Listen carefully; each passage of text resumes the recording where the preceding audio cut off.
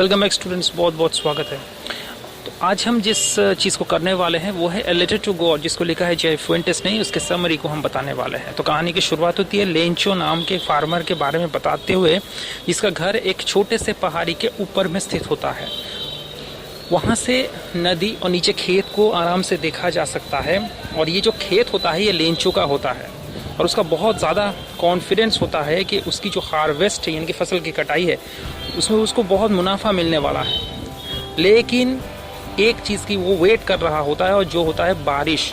ठीक है, वो ये एक्सपेक्ट करता है कि थोड़ा सा बूंदाबांदी हो जाए और ये करते हुए वो पूरा सुबह बिता देता है आसमान को देखते हुए और इस तरीके से शाम हो जाती है। वो बहुत उत्साहित हो जाता है और बहुत आत्मविश्वासी हो जाता है कि वो अपने वाइफ को भी ये बोलता है कि हम लोगों को बारिश मिलने वाली है, बारिश होने वाली है, जिससे उसकी वाइफ बहुत खुश हो जाती है। और उसकी वाइफ ये भी कहती है कि अगर ऐसा हुआ तो हम जो आशा कर रहे हैं वो पूरा हो जाएगा। लेंचो के जो बड़े बच्चे होते हैं वो खेत में काम कर रहे होते हैं और जबकि जो छोटे बच्चे हैं वो घर के सामने खेल रहे होते हैं। लेंचो की वाइफ का डिनर प्रिपेयर हो जाता है तो वो सबको डिनर के लिए बुला लेती है और ठीक उसी समय बारिश होना शुरू हो जाता है। और जो प्रेडिक्शन लेंचो ने किया था वो सच होने ही वाला होता है। हवा बहुत मधुर थी और जो बादल है वो नॉर्थ ईस्ट डायरेक्शन से आगे आते हुए देखा जा सकता है। लेंचो घर के बाहर जाता है और पानी की जो बूंदें हैं वो अपने बॉडी में पड़ने देता है और उसकी खुशी महसूस करता है। और ये पानी की बूंदे को सिर्फ पानी की बूंदे नहीं बोलता, वो इसको कॉइन बोलता है। वो ये बताते हैं कि जो बड़े कॉइन है ये 10 पेसोस का होगा और छोटे कॉइन वो 5 पेसोस का होगा। वो ये बताता है क्योंकि ये जो रेन ड्रॉप है यानी कि बारिश की बूंदे है, इसके वजह से उनको अच्छे पैसे मिलने वाले हैं इस फसल को बेचने के बाद। सब कुछ अपने आशा के अनुसार होते हुए देखने के बाद लेंचो अपने फील्ड को देखता है और वहाँ पे जो फूल है उसमें पूरी तरीके से पानी की बूंदें गिर रही होती है, जो एक पर्दे की तरह दिखाई देता है कि पूरा खेत पानी के बूंदों से चमक रहा होता है। लेकिन उसके बाद अचानक सब कुछ बदल जाता है, तेज हवा बहना शुरू हो जाता है और उसके साथ ओले का जो बारिश है वो भी शुरू हो जाता है, उसका तूफान आ जाता है। और यहाँ पर एक वर्ड का इस्तेमाल किया गया है, वो है न्यू सिल्वर कॉइन्स। एक्चुअली ये जो ओले गिर रहे होते हैं इसको न्यू सिल्वर कॉइन्स बताया जाता है। ये ओले बेहद खतरनाक होते हैं फसल के लिए, लेकिन यहाँ पर इसे आयरनी यानी कि सैटिराइज किया गया है। इसका मतलब होता है कि एक्चुअली जो कहना चाह रहे हैं वो उसका मीनिंग ठीक उसका उल्टा है।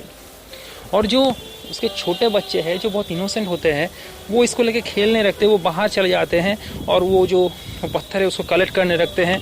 इसे फ्रोजन पर्ल्स यहाँ पर कहा गया है। ठीक है, अब मैं एक चीज़ आपको बता दूं कि बच्चे बहुत इनोसेंट है और उसको बिल्कुल मालूम नहीं है कि उनके ऊपर अब क्या होने वाला है, उनका कितना नुकसान हो गया इसके वजह से। और अब क्या होता है कि जब ये सब घटना घट रहा होता है तो लेंचो बहुत ही दुखी हो जाता है। वो देखता है कि इस ओले से उसका जो खेत है, घर है, पहाड़ है, सब कुछ ढक चुका है और जैसा लग रहा है कि किसी ने नमक का परत से पूरी तरीके से सब कुछ ढक दिया। वो बहुत हताश हो जाता है ये सब देख के। एक भी पेड़ में पत्ते नहीं होते और जो फसल जो आए होते हैं पूरी तरीके से डस्ट बन जाता है, स्मैश हो जाता है। जो फूल है वो भी गिर गए होते हैं प्लांट से। तो जो ये खेत बर्बाद हो गया, ये जो खेत है वो दुख जाहिर करता है। वो अपने बच्चों को ये भी बोलता है कि अगर लोकस्ट का अटैक होता, मतलब टिड्डियों का अटैक होता, तो भी इतना नुकसान नहीं होता जो नुकसान इस ओले के बारिश से होता है।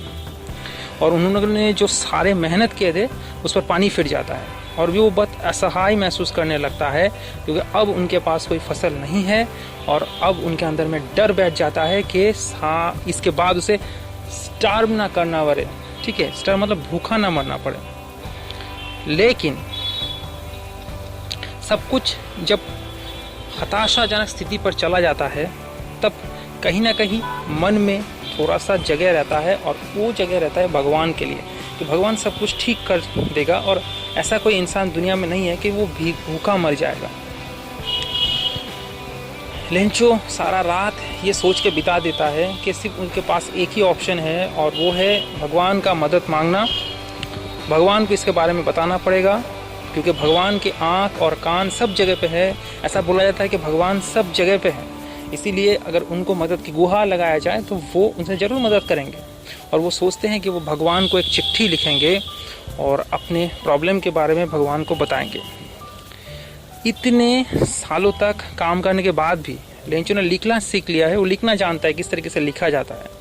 तो वो रविवार को सुबह लिखना शुरू करता है, और वो सोचता है कि इसको वो मेल कर दे, चिट्ठी को भेज दे, शहर पे खुद जाए और इसको। ये जो सिचुएशन है उनका, जो मतलब लेंचो का जो सिचुएशन है, वो उस लेटर में वो लिखता है, और वो बताता है कि उसे 100 पेसोस की ज़रूरत है अगर फसल को फिर से उगाना हो तो।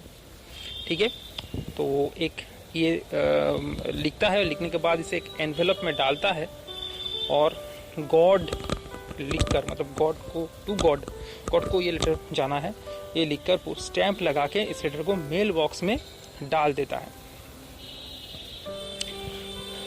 अब उस पोस्ट ऑफिस के जो कर्मचारी है, पोस्टमैन है, वो इस लेटर को देख के बहुत हंसने लगता है, क्योंकि वो ये बोलता है कि ऐसे एड्रेस में तो कभी मैंने लेटर डिलीवर नहीं किया।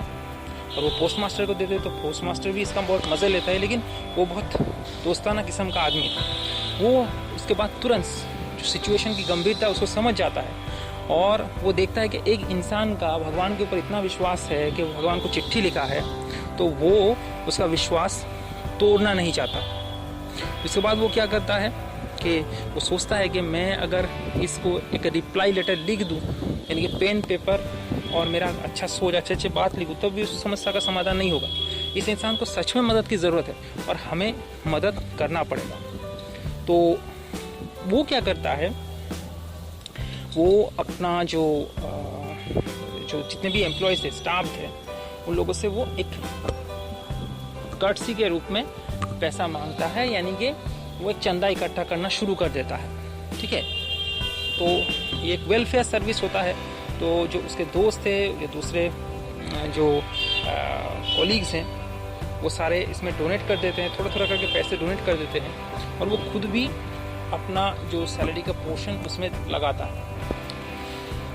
लेकिन इससे भी समस्या का समाधान नहीं होता, क्योंकि 100 पैसे इतना कोशिश करके भी वो 100 पैसे उसका जुगाड़ नहीं कर पाता। वो सिर्फ आधा से थोड़ा ज़्यादा, यानी कि 70 पैसे उसका जुगाड़ वो कर पाता है, और उसको वो लेंचो को एड्रेस कर देता है, गॉड लिखकर साइन करके। फिर अगले संडे लेंचो पोस्ट ऑफिस में आया होता है, और बहुत उम्मीदें लेकर पोस्टमैन उसको लेटर को हैंड ओवर करता है, और पोस्ट मास्टर एक कोने से देख रहा होता है कि लेंचो का इसमें रिएक्शन क्या होगा। लेकिन जब लेंचो ये लेटर को देखता है और पैसे को गिनता है, तब वो गुस्सा हो जाता है। ठीक है, ना तो वो दुखी होता है और ना खुश होता है, और उसकी जो विश्वास है भगवान के ऊपर, वो तब भी बना रहता है, और वो इमीडिएटली जाता है और इंक और पेपर लेता है, और फिर से भगवान को लिखना शुरू करता है।